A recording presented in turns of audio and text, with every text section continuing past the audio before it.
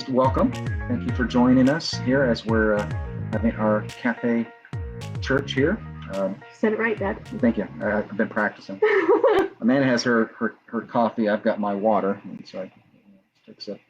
Yep. How's that? Synchronized drinking there.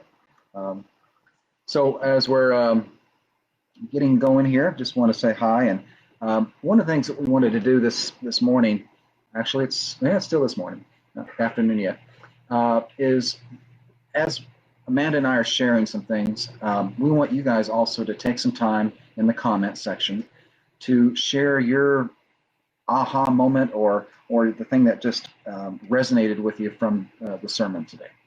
And just things that stood out for you, just some little comments there. And that way we can each see that from each other. And then you can hear from Amanda and myself our aha moments. And then we can talk a little bit back and forth on that. Yeah. Let's see who else we got. Denise, hey, Dee Dee, how you doing? Good to see you.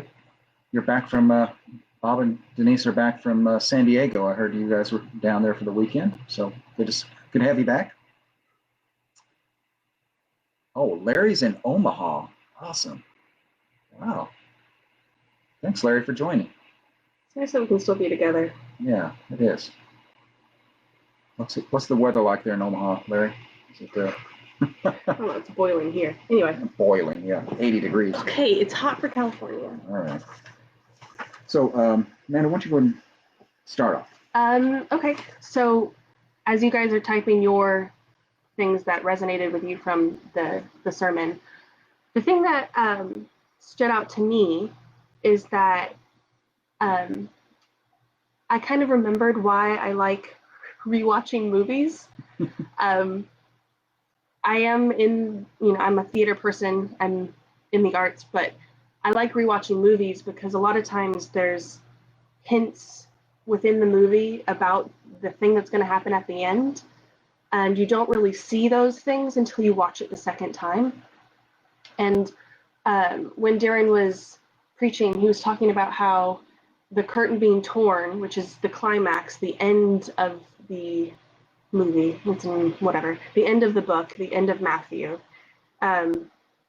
the curtain tearing and all of that, it was foreshadowed in the beginning with Jesus's baptism. And I've always read these stories in the perspective of me now when I know the whole story, but I was thinking about how the people, contemporaries, people who were Mathew was writing this to, because it was a letter, I think, right? Mm-hmm, yeah. How they would have been told it like a story from front to back, all the way through, and how I wonder if any of them were like me, where they wanted to reread it to see all of those things that were happening that like led to this, and oh my gosh, Jesus really is the culmination of the Old Testament. And like, how is all of this foreshadowing happening in this? And spoiler alert. Yeah, spoiler alert. Yeah. But like, it was, it reminded me why I like rewatching movies, and it reminded me that I should probably reread stories in the Bible that I know really well, because there's stories that I'm sad to say that I haven't really read since I was a kid in Bible class, and I just think I know them.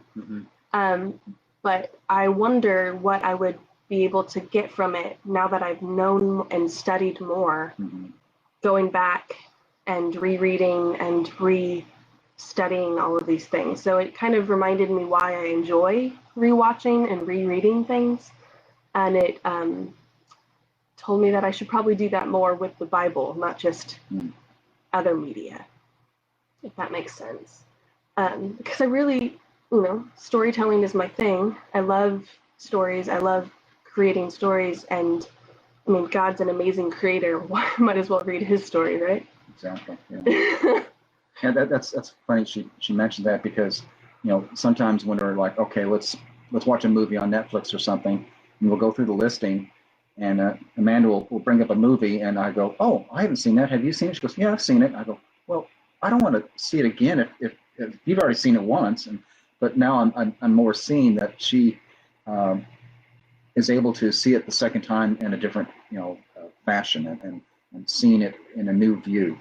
So, and that's what that's a good thing for us to do, each of us, as we're hearing the story and reading the story of Jesus. And as Darren's, drum roll please, we're getting into Jesus now, and I like that aspect. Is we're going to be hearing stories from, as Darren's sharing, that will be familiar, but I think we're going to see that it's maybe not as familiar as we thought. Yeah.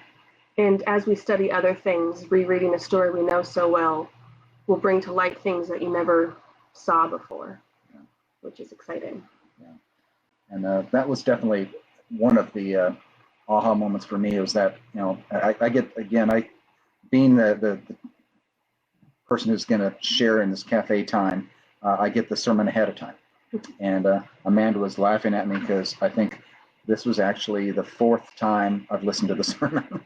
And Darren, do I get extra credit, Darren? Come on. Because I'm going through, I'm saying, wow, it took me a while to really grasp this aspect of the connection at the baptism to the crucifixion. And that was just an aha moment for me, for that, that my back pocket is, Amanda's got to sew my back pocket here because it's getting torn every time I'm reaching back there and grabbing something from Darren.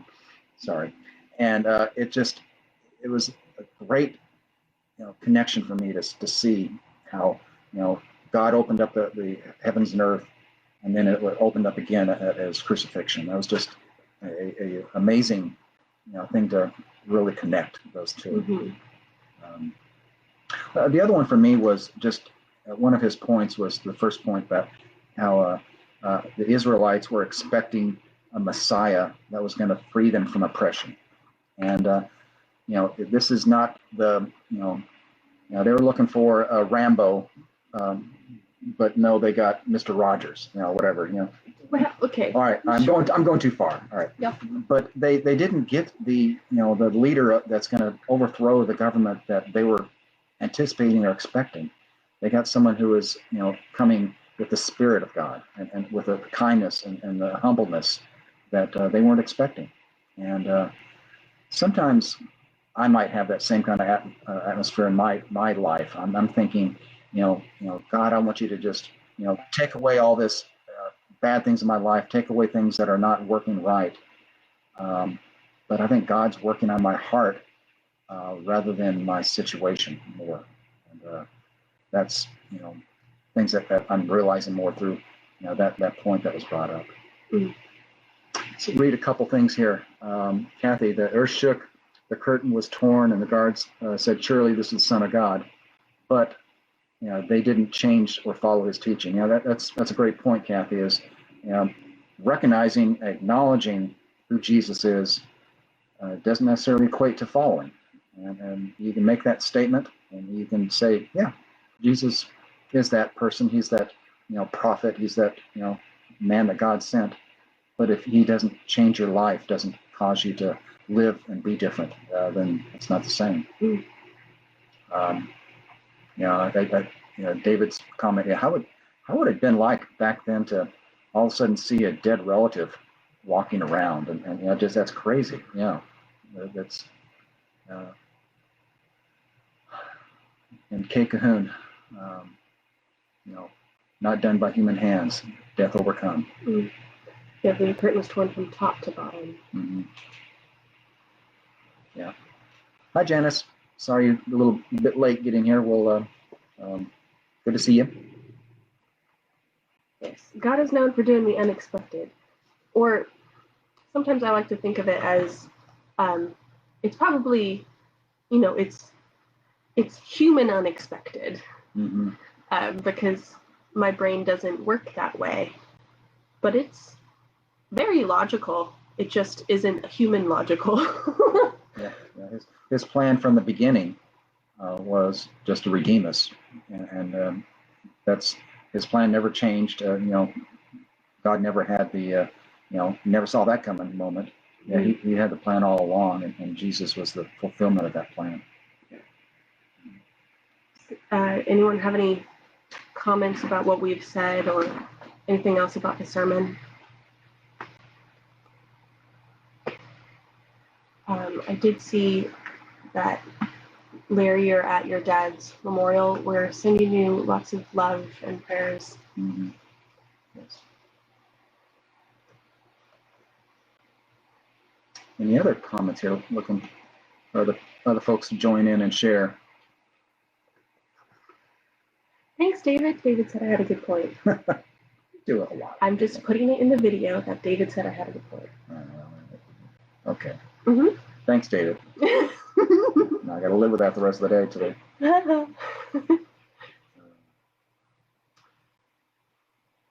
All right. So I'm looking forward, the challenge that Darren mentioned. We're going to be, looking online, and I think he'll send out the links through email of some more of the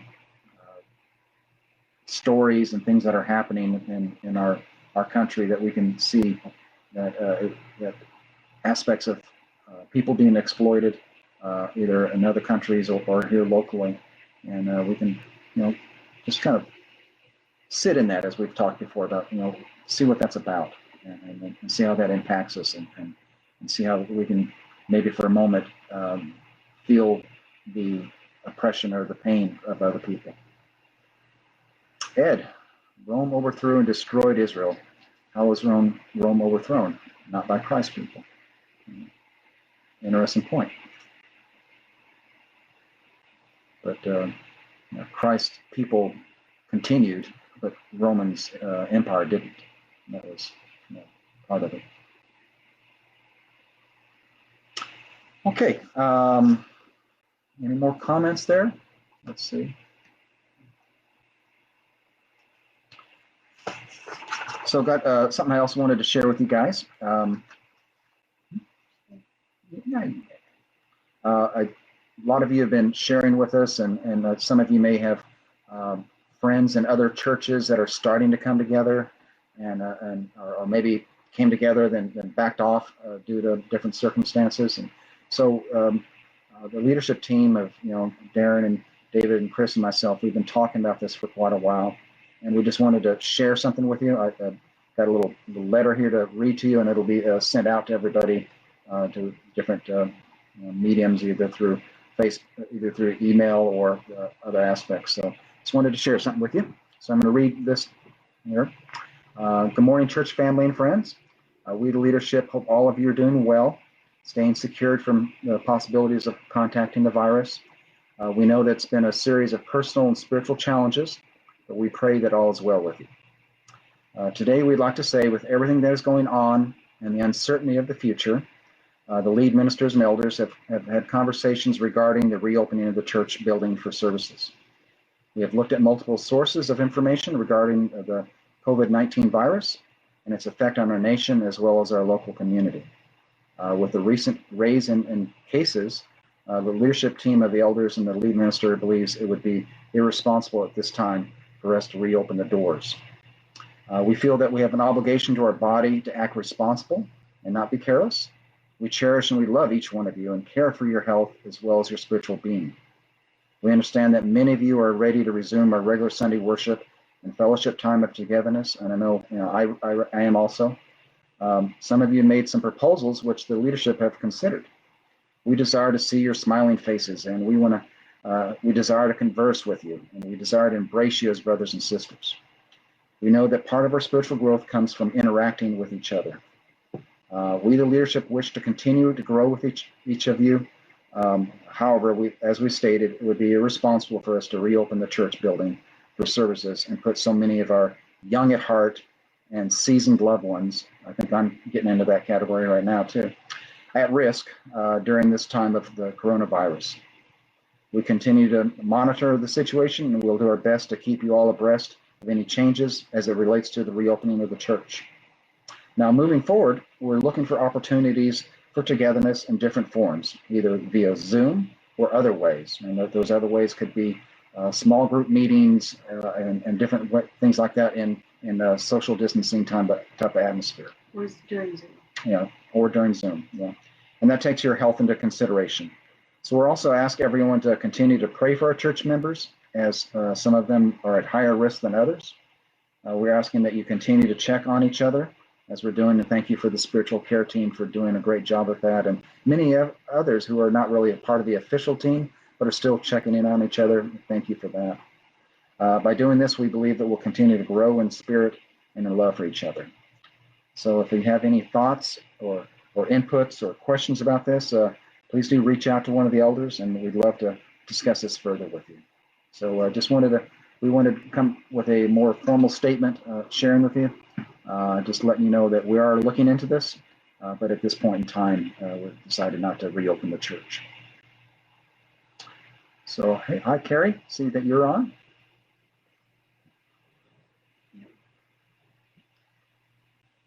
Any other thoughts or questions or things in the comment section there? A lot of people have joined in. Good morning. Hi, Irma. Hi, Irma. Good morning. Okay. Well, we love you guys very much. Thank you for continuing to support this body, support each other, support the wonderful team that we have in the office area, and that is keeping this thing going. And it's a lot of hard work. So thank you, Darren, Sierra, Gloria, Vince, all you guys have put in all the hard work in. Thank you for that. And we just thank you for just continuing to be a part of this wonderful body, and just pray God's blessings and God's safety on all of you. Love you all. Love you. Bye-bye.